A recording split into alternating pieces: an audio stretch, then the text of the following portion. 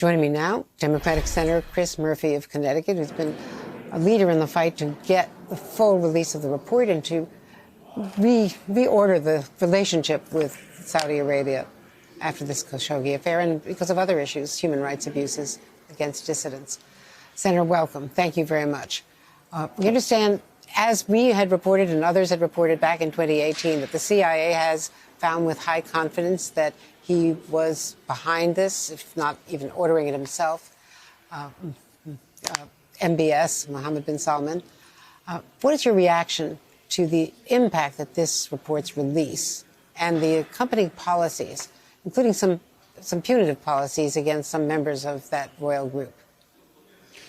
Well, listen, there's just no way that Jamal Khashoggi's murder was carried out without either the knowledge or direction of Mohammed bin Salman. He was intimately involved in the pursuit of Saudi dissidents. Jamal Khashoggi was on a long list of these dissidents who lived all around the world that were pursued by Saudi agents, were attempted to be brought back to Saudi Arabia. Maybe this attempted extradition went badly wrong, but we have to remember the Saudis lied to us and the world about it for weeks.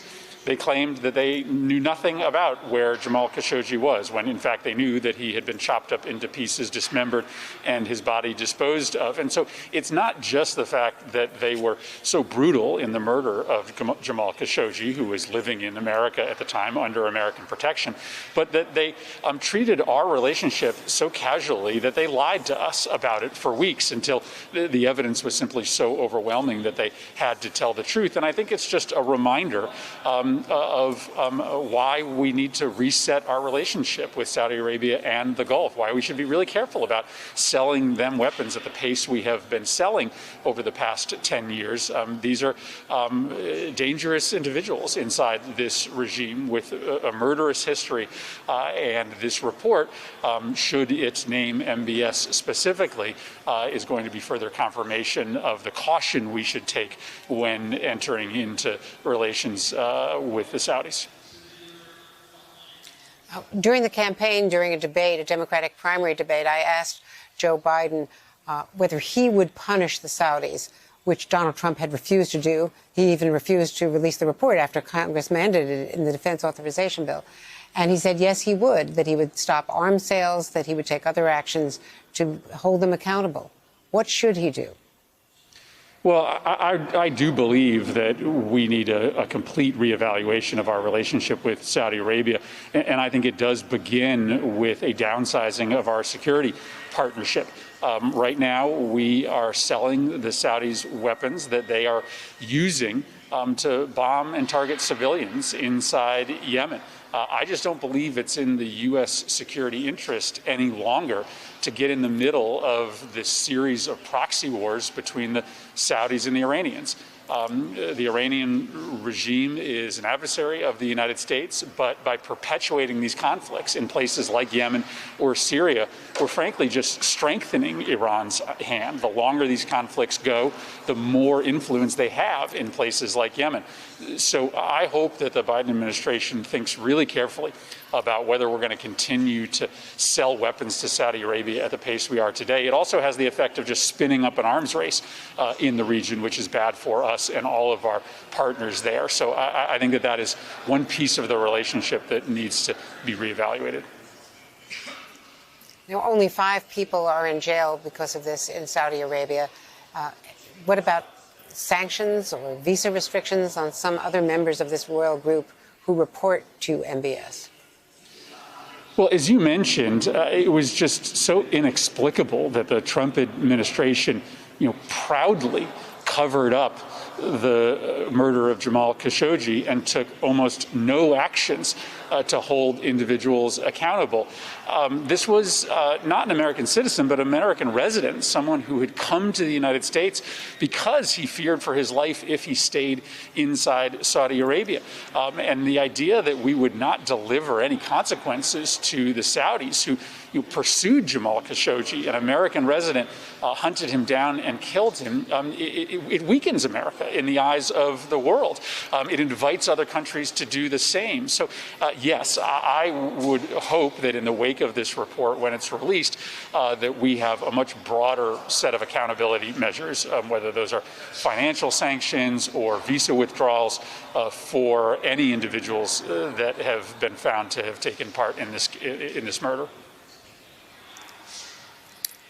Senator Murphy, Jen Psaki has just been at the briefing saying that the call from the president to the king will happen soon. Let's just listen to a minute. Go ahead. Hi, thank you. I just want to ask about the post office, a couple of questions. You said earlier today that there was concerns, I guess, with the leadership. Quote, it's clear that the leadership can do better. And for that. What she said, and I believe it was Kristen Welker asking her the questions, our colleague, of course, that the call will happen soon, that it depends on the king's schedule. We do know, Senator, that his schedule may well have been altered because his son, the Crown Prince, had overnight had an appendectomy, a surgery. So we believe that is in play, but as well that we're going to hear from this. We're going to hear from Avril Haines, the Director of National Intelligence, who, as you know, testified at her confirmation hearing that this will be declassified and will be released, contrary to the fact that Donald Trump persisted in defending MBS, in fact, praising him at the G20 in 2019 when he had been shunned by other world leaders and he then was welcomed back into the world community. Well, of course, as you mentioned, Congress required the administration, then the Trump administration, to come to a finding as to who was responsible and a report to Congress. The Trump administration just ignored that law. And so what Joe Biden is doing is complying with statutes that bind him to make this report to Congress. And let me be clear, Andrea, I'm not calling for the United States to break away from our partnership with the Saudis. No, in fact, I think there are really important elements to our partnership. We have an important counterterrorism partnership. We need to work with the Saudis to try to wind down the war in Yemen. The Saudis and the Emiratis, the Bahrainis have been important in trying to achieve a détente between the Gulf nations and Israel. That's good for the United States. So there's all sorts of reasons to still have a relationship with the Saudis. It's just that, we need domestic reforms. We need them to open up some political space. We need them to stop targeting American citizens and residents, because if they don't, then there's no way to justify to the world why we would stay in the security business with a country that is doing, such damage to the human rights and civil rights of American citizens and residents. Senator Chris Murphy, thank you so much. Really appreciate your being with us today. Hey, thanks for watching our YouTube channel. You should know that you can follow today's top stories and breaking news and catch up on your favorite MSNBC shows all in one place. Download the NBC News app today.